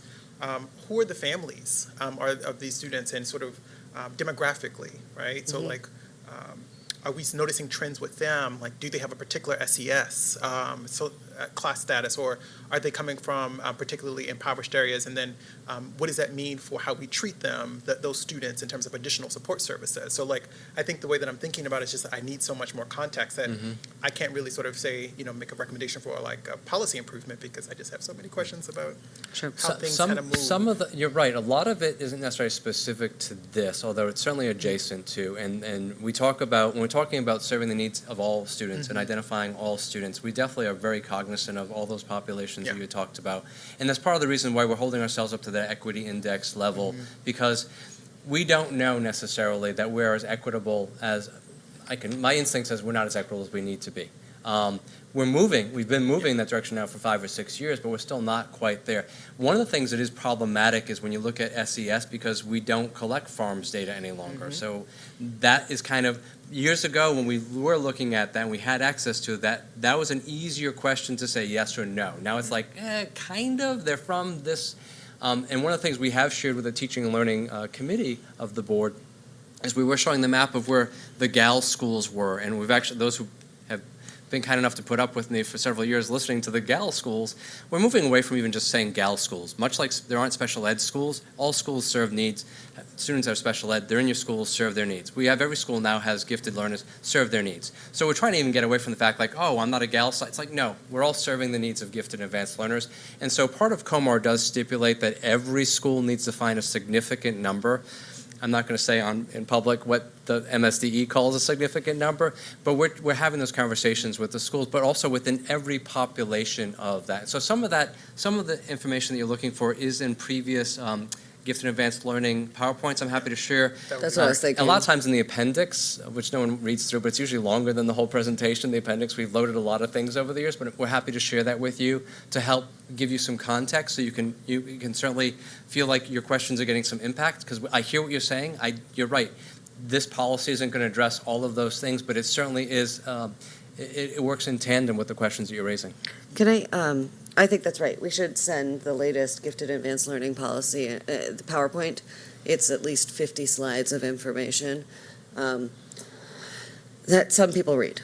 Yeah. So, and you might be interested, and we're happy to meet. The other thing I would note is, as a district, we really are, in the state, sort of cutting edge in how we're leveraging our Title I dollars and Title IV dollars to support, because we see gifted advanced learning as an intervention, right? We truly see it as looking at where the students are, back to Commissioner McFadden's point around differentiation, knowing your students and ensuring that every student every day has an opportunity to learn.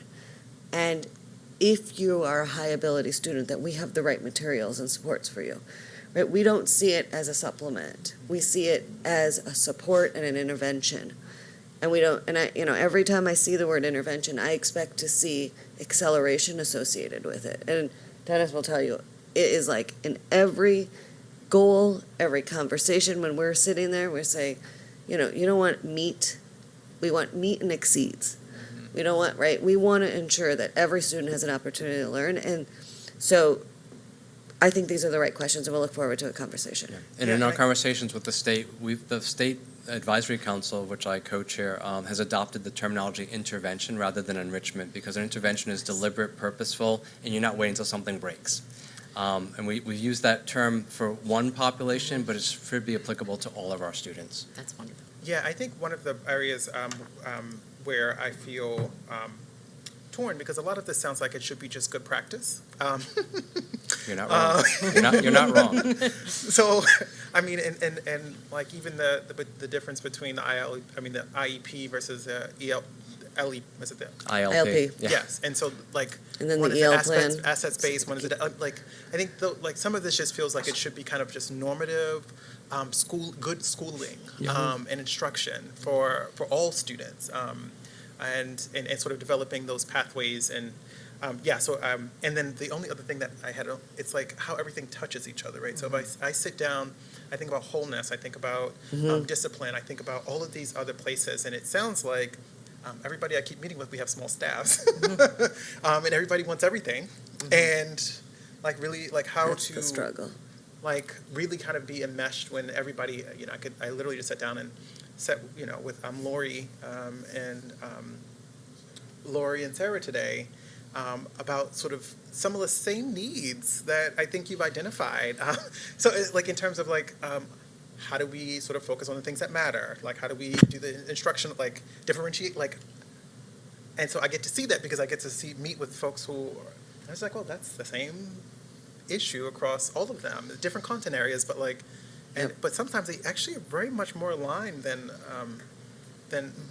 apart. And so I just had thoughts about like how do we streamline, or what are the streams of work or ways of sort of engaging that help move us to all, I think, a critical practice that is an intervention for all of our students. And I'm particularly interested in figuring out how do we do this for Black students. The schools that are doing the best with it have not seen a line between all those things. They've actually put it all together. Yeah, that's how. ILP, IEP, social emotional, they put all EL those plan.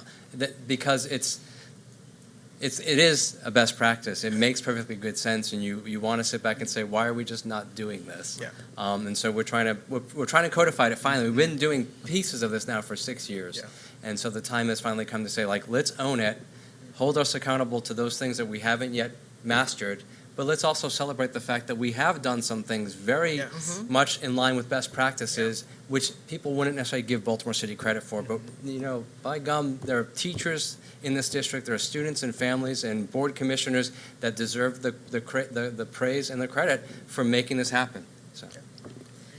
So, and we certainly don't want this to become compliance based or any of those other pieces, but one thing that might help support this is in your annual report to show sort of what is the life of a gifted learner looking like. So what is the suspension data, the expulsion data? What desegregating PARCC scores by giftedness? Looking at graduation rates and GPAs so that we can identify sort of the positive deviance for where is this having a positive impact, that we can expand it, the practice, to other students that can help elevate them to success. And we've raised some of those same issues into the long-term goals that now Chief Davis has kind of laid out regarding attendance and behavior and AP, and we've asked that they also think about the gifted learner in that population as they're reporting out those kind of things as well, because it's going to take many eyes and many sets of hands to kind of like, where are we exactly? But yeah, Yep. that's Student. Yep. Student Anything else? performance. fully agree.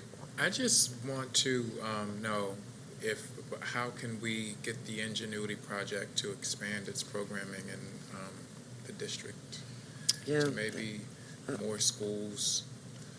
I would like to see more. I know we have Mount Royal in the west side of town. James McHenry is kind of west. Then we have Hamilton and we have Roland Park. Am I missing any? No, those are And your Poly. middle school, Poly for high and then school. Poly for And high then school. Poly for high school. I know that the program is beneficial to our young people and to our communities, but I know it can be probably it can become challenging I just think of the travel time that some families may have to, make in order to get to a program like that. So I know that that's one of our strong programs for some of our advanced learners in middle school. But I'm just curious to know, where are we with expanding the Ingenuity program throughout our district? Well, we just did, so I'm on the board for Ingenuity. I don't know if you, as the district representative. Good to know. And,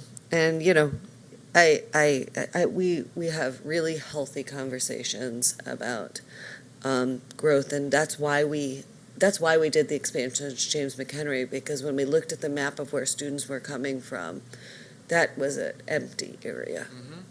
So we had a rigorous sort of process. We visited a number of schools. We had a number of schools interested, but we approached it from a very, very strict equity lens for where we thought we would be able to support. I think simultaneously, as we've been doing that expansion, as a team, we've done a lot to grow the work we've done in middle grades. So expanding our opportunities. And Ingenuity has done quite a bit around expanding opportunities, like in schools at 3-5 grade levels for students that might be interested. And in addition, they've done some capstone work around with some grants at a number of middle schools that may not have Ingenuity programs. The expansion all of these things we would love to do all of it. The question is, with specific pots of dollars and limited funding, what's the best, where can we reach the most students, right? So what's the best use of pots of money and resources? And also, the James McHenry was the first expansion of Ingenuity in 10, 20 A decade, years. easily Yeah. a decade. And so we want to give it a minute to see how it actualizes into enrollment at Poly, into student performance, before we make to be honest with you, make the investment decision to expand it. I'm just being really transparent. So, there's a cost associated with it. And we think Ingenuity is a fantastic partner. They helped us in thinking through this. I can't tell you how many times a week we communicate and work with them. It's just a matter of thinking through when have we really gotten the learning from this initial expansion, I think. We've also tried to help them understand the fact that they're serving gifted students. They've never really labeled it as such, but let's be honest, they have a higher number of gifted identified or yet to be identified learners. So we've been working with them for several years now to help them think through how gifted education looks. It's not simply just more and faster. And especially the social emotional needs of highly gifted learners, they're more likely to suffer suicidal ideation than gen ed learners. So what's the capacity for that? So as we're thinking about expansion, there are also those kind of pieces to make the programming even better. So it's not just really accelerated math and science, but also better at serving gifted learners as a whole child. And Ingenuity has done a lot of work. If you look at their updated mission, vision statement around identifying talent, doing talent development, so really changing their language and their support. But yeah, I think that's a great point. We're going to take it.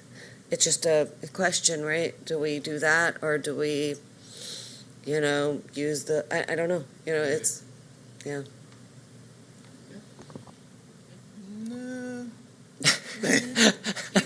No. I just struggle. That's all. What does it mean that every student is a gifted and talented student? Like, that's the foundation. Like, what does it really mean for me as an educator to think that every young person that's in front of me deserves high quality, exceptional training, and then the differentiation will come in where you start seeing their skill gaps. And so I just that's where my brain is. I will say, Commissioner Brooks, I mentioned this earlier, and because, you're kind of new to it, you may not have, everything we do pre-K to 5 is meant to be done in a heterogeneous classroom with flexible grouping. Yeah. So if we see students who are interested, are able, it's tiered instruction, it can be applied, because we believe the same thing, right? We want everybody to have the opportunity.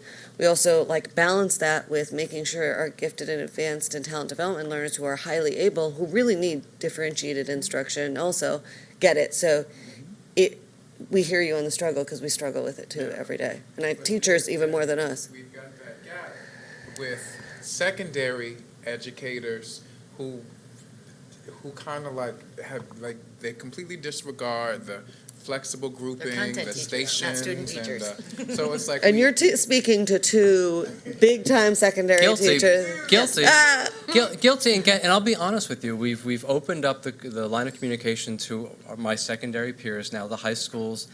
We've included them in Our second, because we're both second. I know, but I really feel like I own it since I taught in the district. So I'm guilty of all the bad things. But we've invited them now to participate in the Maryland Educators and Gifted Students annual conference. And so we had a dozen or so that came for the first time, and they loved it, and they really started to think through changing their practices and how they need to be more collaborative, which is not usually a word used in high schools. And to do cross-curricular approaches. And I think some of the stuff that you're familiar with the AP capstone that we're trying to integrate, that's a cross-curricular opportunity. If you're going to implement that with any kind of fidelity, you have to break down those silos of I'm the American government expert and that's all I know. It's like, no, buddy, you know a lot of things and you know that piece of it. Let's bring it all together. Yeah. Talking to myself, I taught American government. I so know yeah. who you were talking to. All right. Well, thank you and your team. And I think it would be amazing if there's an external funder out there that wants to fund like a Twigs-like program to develop GT outside of the school day, Saturdays, evenings. We should talk So about throw this that as out well. to the community in case anybody's got a checkbook that is exploding.